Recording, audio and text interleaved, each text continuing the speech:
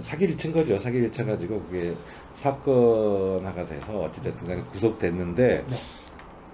진짜 재밌다고 얘기하는 슬픈 것보다 얘기죠. 슬픈 네. 얘기인데 제가 볼 때 이분이 진짜로 한 서너 사람만 그렇게 활동했더라면 구속됐다가 다시 이렇게 석방이라고 하나요? 좀 나오는 걸 뭐라고 하죠? 출소. 네, 보석이라든지 아니면 보석으로 나왔어요. 가석방이나 가석방, 보석 그런 식으로 나왔었어요. 나와가지고 그 재판 중에 이제 그때 제가 취재하고 막 그래가지고 다시 구속된 건데 딱 보니까 진짜 증언해줄 사람 3명만 있었으면 이 사람 구속 안 됐을 거예요. 아니죠. 한 명만 정확히 있었더라도 그 석방됐을 거예요. 무죄로. 한 명만 있었어도 그 목사 살아났다는 거 아닙니까? 예, 지금 20억 가지고 떵떵거리면서 지금도 살았을 텐데. 저희 인사 먼저 드릴까요? 네, 여러분 안녕하세요. 네, 뭐 요즘 가을입니다. 그 뭐 코로나 시국이긴 합니다만 뭐 뜨거운 여름 보내고 어떻게 지내시는지 모르겠습니다. 저희 이제 이 탈북자 이 책을 쓰신 분인데 우리 조천현 PD님 모시고.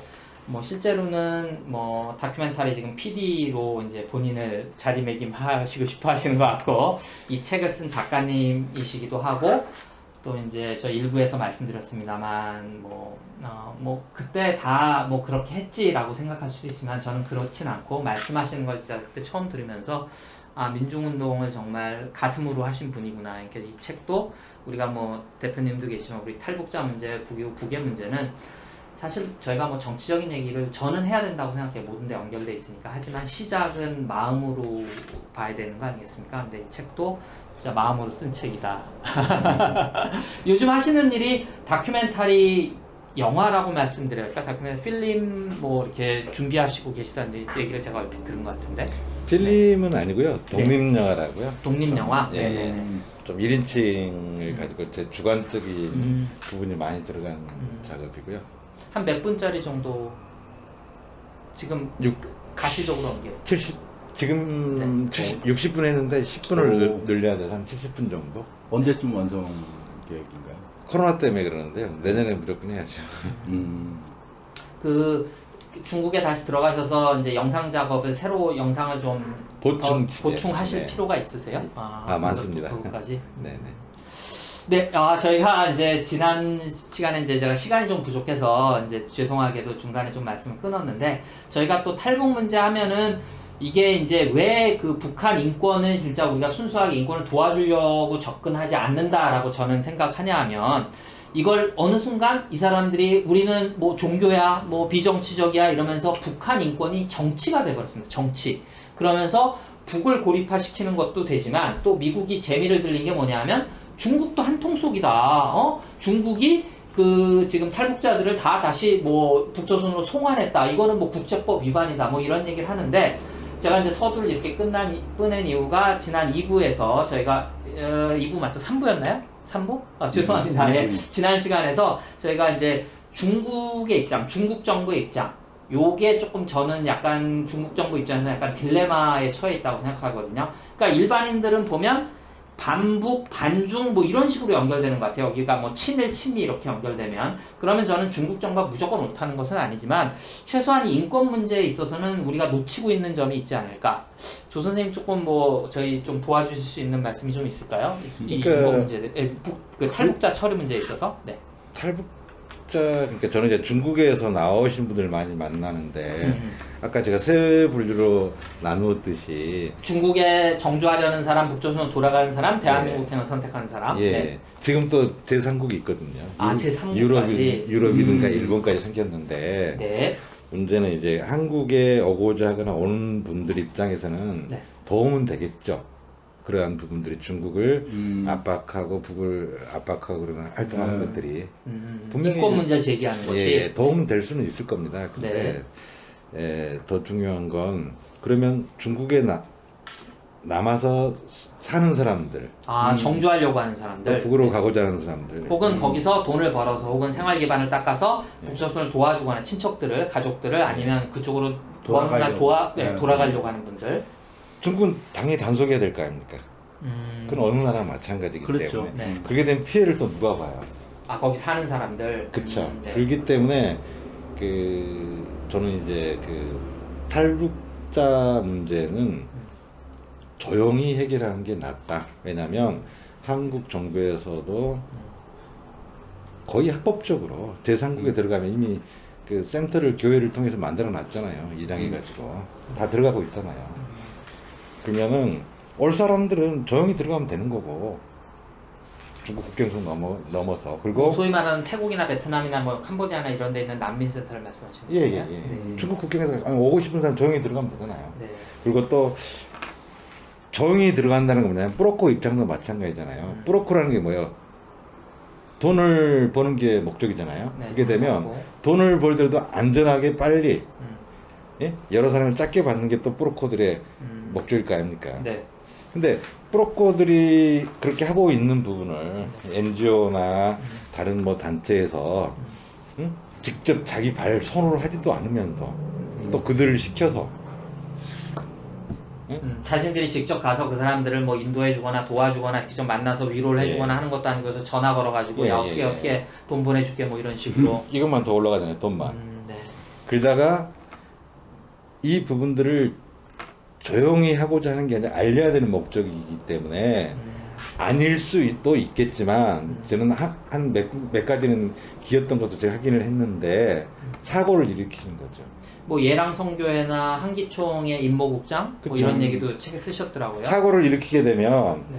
그게 이제 뭐랄까요 저기 그 NGO 여러 가지 단체들이 조용히 수면으로 해결이 되게 되면 자기들의 존재감이 없어지잖아요. 네. 네. 북을 압박할 수도 없는 거 하기 때문에 어떤 사고가 나면 그 사고를 가지고 여러 가지 작업을 할 수 있잖아요. 홍보도 해야 되고 후원도 또 받아야 되고 사진 찍고. 예 국제사회에서 여론화 시킬 수도 있고 그러한 부분을 제가 은연중에 몇 개를 봤어요. 그래서 그래서는 안 된다는 것들이죠. 그건 인권 운동이 아니라 인권 운동이라 한다면 그들에게 도움을 줘야 되는데 피해를 주잖아요. 또 다른 사람에게 피해를 주고 선전 활동만 이렇게 잘 할 뿐이지. 그래서 뭐 국제 인권법을 만드는데도 앞장섰다라고 하는데 그 증언했던 사람들 증언 내용이 틀린 부분이 많아요.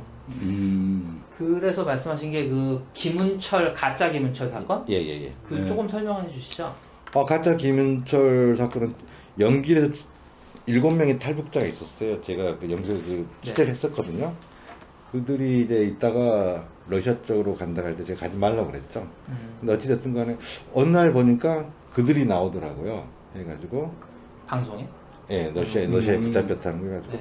어서 얼굴 많이 본 친구예요.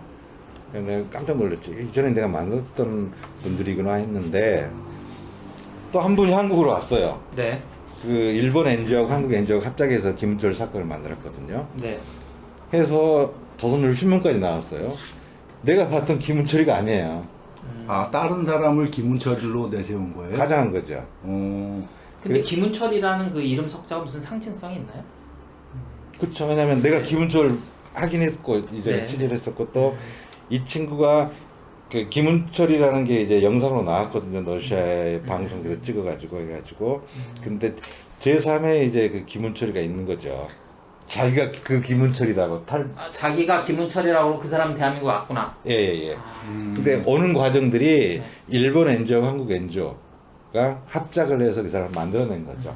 그러니까 애가 지가 맞다고 계속 얘기를 하고 또 이 사람들도 느몽드라든가 인터뷰에서 다 해가지고 사진까지 다 나오고. 그러니까 사실은 그때 이제 뭐 핍박의 대명사처럼 된 김은철이 아니라 박모 씨라는 사람이라고 치면 예, 예. 이제 그 사람이 내가 김은철이다 그러고 대한민국으로 온 거군요. 예예예. 그리고 국제 기자회견도 다 하고요.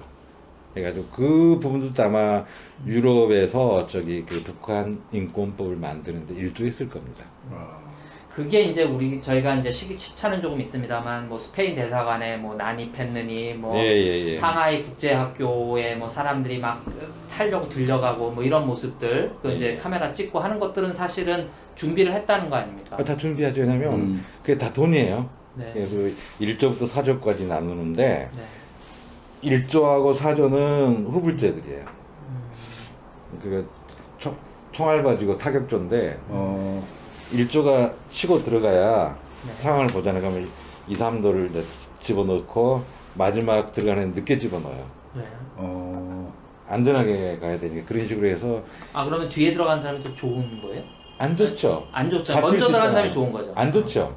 네? 안 좋죠. 그러니까 어디가 좋고 어디가 안 좋은 거예요? 중간이 좋은 거죠. 중간이요? 아, 2, 3조. 1, 4는 안 좋고 그래서 아까 그래서 1부터 4가 아니라 1조하고 4조가 후불제다. 예, 예. 아, 1하고 4가 2, 3이 좋은 거고. 예.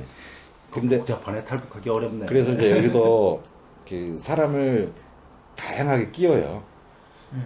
아이들도 넣고 또 할머니도 넣고 그래야 또 이렇게 보일 수 있잖아요. 그림까지 만드는 거네요. 또 아니, 인권적으로라든가 아니면 네. 좀 짠한 느낌을 줄 수 네. 있잖아요. 그래서 근데 그 연출을 하는 거래. 연출이죠. 네. 그리고 이제 또 카메라를 찍고 그건 네. 또 그대로 또 이제 팔거든요. 일본 쪽에.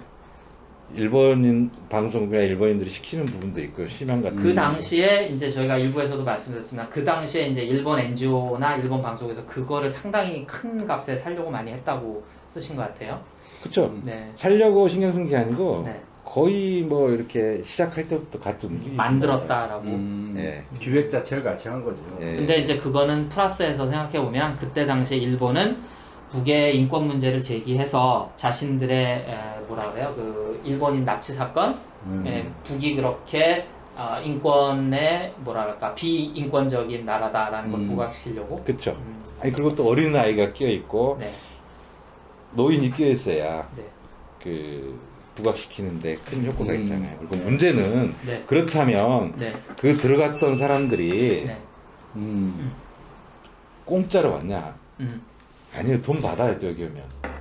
그쵸. 여기 오면 뭐 정착금도 있고 그거 말고도 그 NGO에서 또 돈을 받는다고 그 탈북자들로부터. 그래서 이제 와서 말썽이 많이 생기고 고소하는 사건도 있고 막 그러거든요. 자기들은 또 기금 마련하고 여러 가지 하잖아요. 그래서 이제 뭐 그게 인권을 하는 건지 장사하는 건지 수익 사업의 일환이네 완전히. 굉장히 좋죠. 네. 인권 운동가도 되고 돈도 벌고 뭐 여러 가지 되잖아요. 그러니까 그래서 이제 조선족들을 브로커들이 그러는 거예요. 불만이 많아. 우리는 잡히면 나쁜 놈이 되고 브로커 되는데 같이 돈 뿌려다 잡혔는데 한국 사람들은 인권 운동가가 되는 거 웃죠.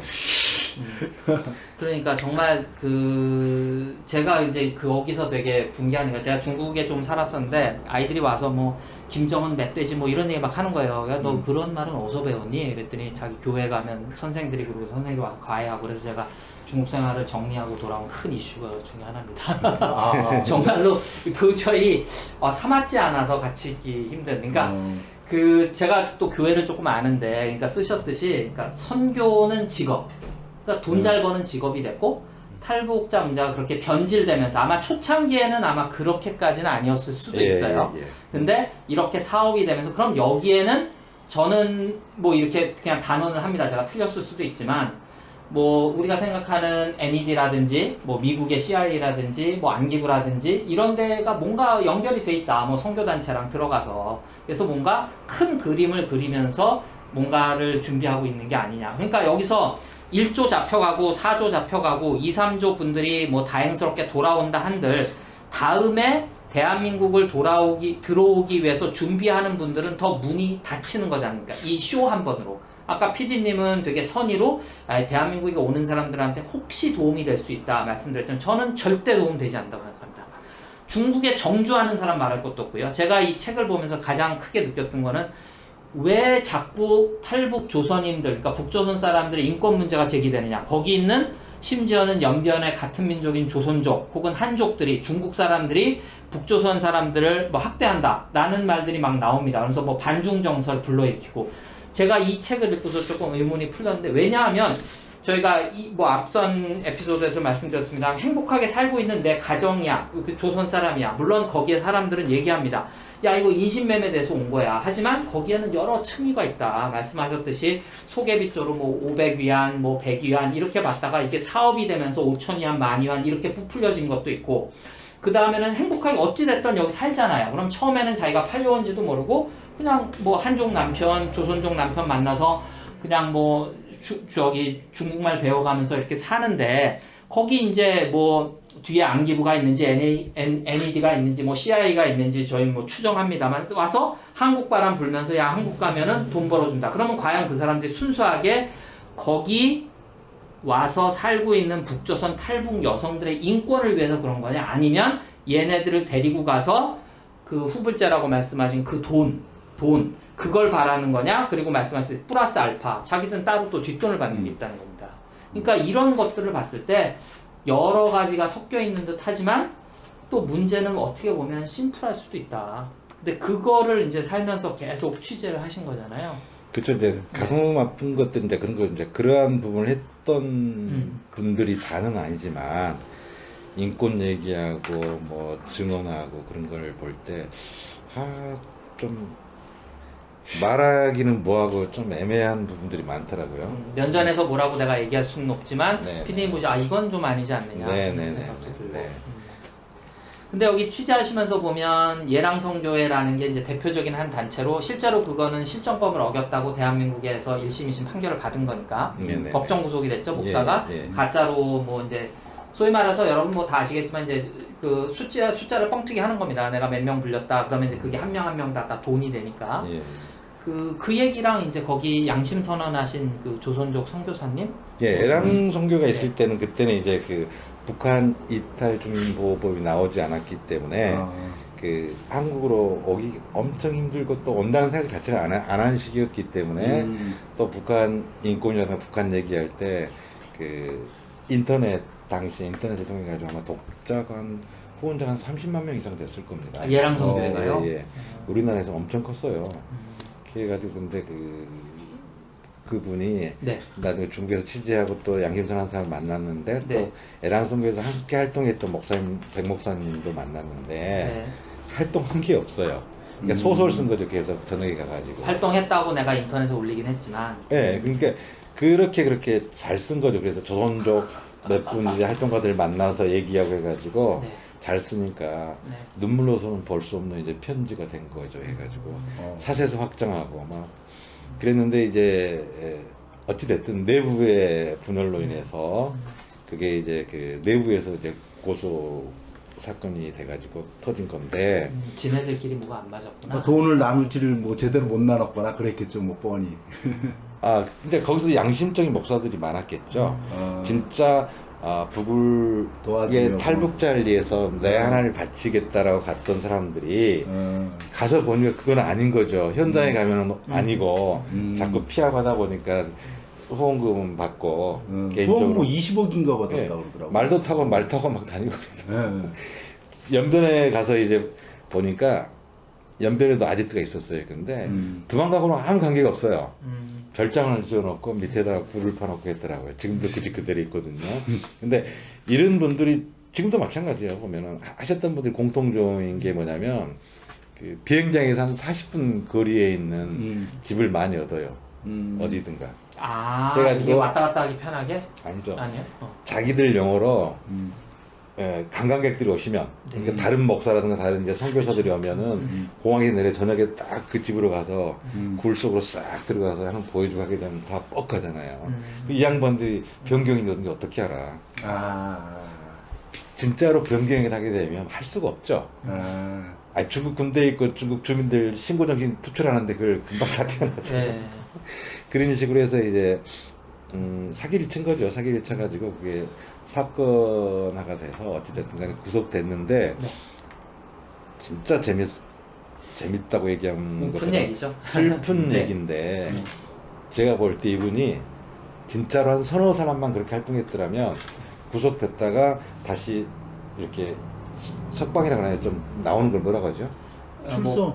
네, 보석이라든지 아니면 보석으로 뭐 나왔어요. 가석방이 가석방 보석 그런 식으로 나왔었어요. 나와가지고 그 재판 중에 이제 그때 제가 취재하고 막 그래가지고 다시 구속된 건데 딱 보니까 진짜 증언해줄 사람 3명만 있었으면 이 사람 구속 안 됐을 거예요. 제가 이제 지금 기억이 나는데 1심에서 여러 위기에 모였는데 그 네. 이제 뭐 탄원서 같은 거 쓰잖아요. 네. 이제 거기에 뭐 다 가짜로 들어가 그것도 있고. 다 가짜. 네, 그래서 진짜로 있었더라면 서너 명만 있었더라도 3명만 있었더라도 아니죠. 1명만 정확히 있었더라도 그 석방됐을 거예요. 무죄로. 제가 그 말씀하시니까 갑자기 그 생각나요. 그 성경책에 보면 그런 말 있습니다. 이 성에 그 성에 가서 이 성이 타락했는데 의인 10명만 구하면 내가 이 성을 살려주겠다고 하나님 그러지 않습니까?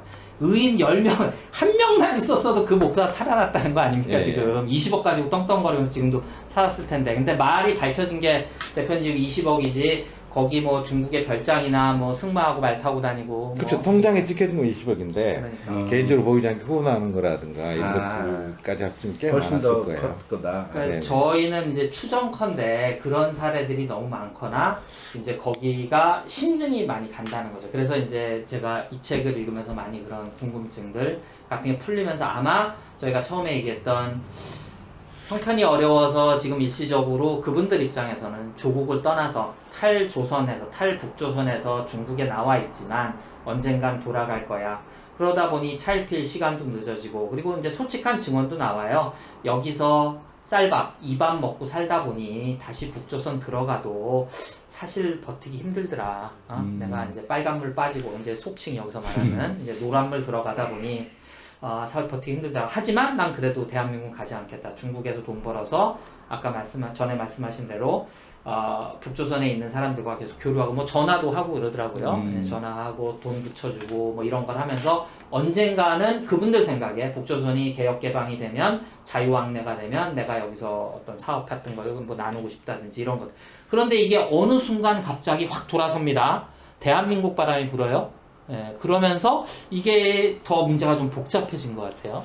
그렇죠. 이제 한국 바람이라는 게 이제 당시에 초창기에 조선족들이나 중국인들이 한국 바람 불어가지고 그 브로커들이 이제 배를 태워서 이제 밀항을 하거나 여권 이조, 네. 그러니까 뭐 대가리 바꾸기, 머리깎이라고 부르는 네, 머리깎이라고 이제 사진 바꾸는 거죠, 여권 예, 사진. 네. 그런 식의 부분들이 많았어요. 그러다 보니까 그러한 것들의 영향도 있었겠죠. 하다 보니까 자연적으로 이제 탈북자들도 중국의 친척들도 많고 하다 그런 식으로 이제 들어오거나 또 이제 어떤 부분은 그 중국인들이 들어오는 돈보다 네. 탈북자를 보내서 국제거래량주 자기가 들어가는 게 더 싸거든요. 그런 식도 있고 여러 가지가 막 생긴 거죠. 그래서 문제점이 있는데 아까 선교단체나 NGO를 얘기했는데 물론 거기에서 그 북으로 들어가려고 하시는 분이나 네. 중국에 머물려 하는 분들을 선교하시는 분들이 있어요. 굉장히 몰래요, 이 사람들은. 근데 이분들도 이 선교사들도 그 아까 말한 그 한국에 오고자 하는 탈북자를 가지고 그 활동하시는 분들 있잖아요. 굉장히 비판적인 부분이 있거든요. 자기들이 선교망이 끊기니까. 그리고 중국 정부에서 내가 볼 때 단속을 하는데 한국에 오고자 하는 탈북자를 데리고 활동을 하거나 데리고 가다가 잡히면서 그 선교사한테 이제 구속되거나 좀 속된 말로 작살나는데 네. 중국에 머물고자 하는 탈북자를 돕는 목사들이라든가 북으로 가는 돕는 목사들에 대해서는 네. 모른 체 하는 부분이 많아요. 한국 정부도. 예, 피해가 안 되니까. 그래서 그 아까 말씀드렸듯이 어떤 사건 사고가 일어나게 되면 가장 큰 문제는 아무도 알아주지 않고 모르는 중국에 살고자 하거나 북으로 가고자 하거나 또 다른 생각을 하고 있는 사람들에게는 큰 타격이라는 것들. 그걸 누가 책임져 줄 겁니까? 그들에 대해서 누가 얘기합니까? 아무도 없잖아요. 그러니까 실제로 여러분들이 만약에 뭐 이 영상을 처음 보시거나 이제 익숙하지 않으신 분들은 야, 그 북이 인권이 그렇게 안 좋고 경제적으로 어려워서 나온 사람들의 인권을 우리가 도와줘야 돼라고 생각하시는 분들은 그 사람들이 원하는 곳에서 살 수 있도록 최대한 그 사람들의 생존권, 뭐 인권을 보장받을 수 있도록 도와줘야 되는데 지금 이렇게 난리를 치면 여러분 뭐 시진핑 정권을 중국 정권을 자꾸 욕하는데 그게 아니라 중국 정부도 지금 말씀하셨듯이 가능하면 북조선과의 오래된 관계 그리고 여러 가지 국제적인 것들을 종합해 봤을 때 조용한 상태에서 그들이 생활할 수 있도록 그리고 직접적으로는 그 지난 시간에 뭐 연변족 그 이제 거주해서 사는 사람들의 어떤 호구 문제 그 배우자분들의 호구 문제도 말씀하셨습니다만 그 사람들이 거기 왜냐하면 농촌에 실제로 결혼 문제가 조금 심각하다고 저희들이 뭐 뉴스를 통해 듣지 않습니까? 그러면 그게 어떻게 됐던 뭐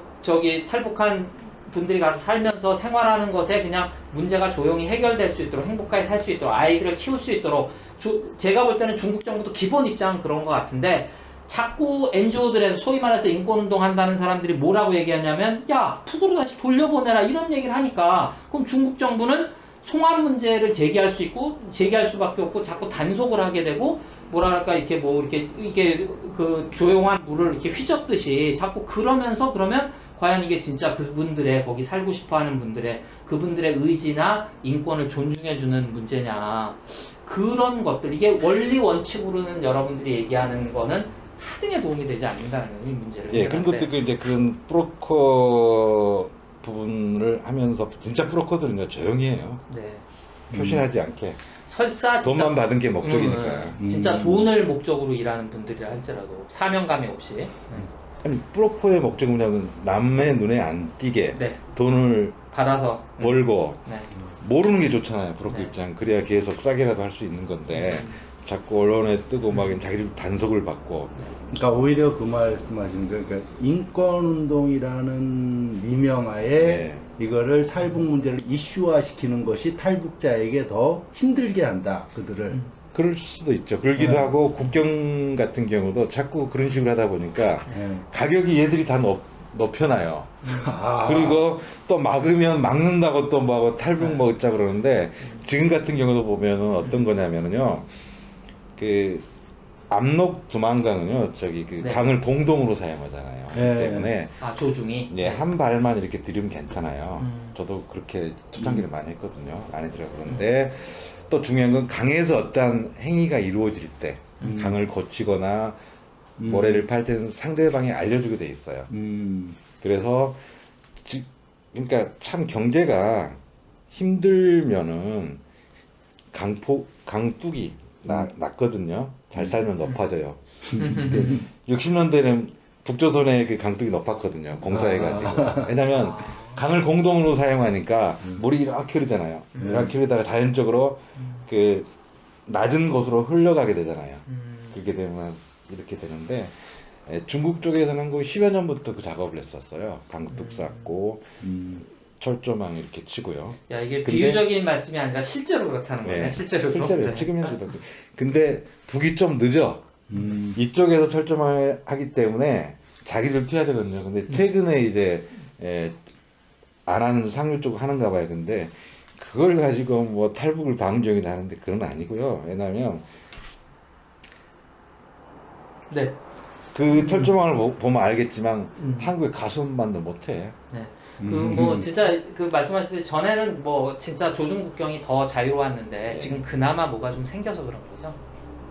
그쵸. 철조망. 아 네. 지금 철조망이 생겼나요 그러면? 북은 지금 하고 있죠. 아 작업. 나머지 북이? 작업. 중국 쪽은 했고. 중국 쪽 2년 전에 끝났죠. 근데 이제 그걸 가지고 제가 유튜브라든가 네. 여러 군데서 그 이렇게 영상 보여주면서 이제 탈북자들을 못 나오게 하고 네. 뭐 강둑을 쌓고 뭐 짠다는 그건 아니고요. 상대국에서 하기 때문에 이쪽 국가에서는 해야 돼요. 그게 자기들의 어떤 그 조약에 있거든요. 그러니까 네. 우리나라 같은 경우 내가 참 애맸던 걸 처음에 이제 그 휴전선이나 그 DMZ라든가 네네. 임진각 가면은 저 같은 경우 거기에서 방공교육을 배웠거든요. 네네. 짜증나더라고. 왜냐면 우리 군대들이 따로지 네. 함부로 못 찍지. 네. 근데 들어간 사람은 그게 따라서 정확하다는 걸 가지고 오잖아요. 네. 근데 저 같은 그 압록 두만강 가면은 너무 자유스러워. 강에 들어갈 수 있지, 얘기할 수 있지. 국경선인데. 예. 그리고 이게 철조망 쳤다고 해서 나는 지금 장난처럼 보여. 야, 저게 뭐 철조망에 다 보여. 그 한국에 가수밖에 안 되는 걸. 그런 걸 볼 때 의외로 나는 평화를 거기서 많이 더 느껴지거든요. 예, 언어가 통하지 않아도 이들은 왔다 갔다 하잖아요. 밀수든 뭐든 간에 합법이든 비합법이든 간에. 그걸 볼 때 우리는 우리나라 거기 가면은 말도 할 수 없고 사진도 함부로 못 찍고. 근데 그런 건 괜찮은데 저기 사는 건 뭐 이상하다고 또 우리가 자꾸 얘기하잖아요. 그런 우리 이미지의 사고방식도 많이 내로란 갖춰져야 부르지 되나요? 뭐. 네. 그래서 뭐 저희가 조 PD님 모시고 뭐 여러 가지 얘기를 나눴는데 저희가 이번 에피소드는 여기서 마치고요. 다음 네. 에피소드에서는 좀 이 전체적인 이 얘기들을 한번 정리하는 시간을 저희가 좀 갖도록 하겠습니다. 예. 네, 오늘은 여기까지 할까요? 네, 네. 여러분 감사합니다. 감사합니다.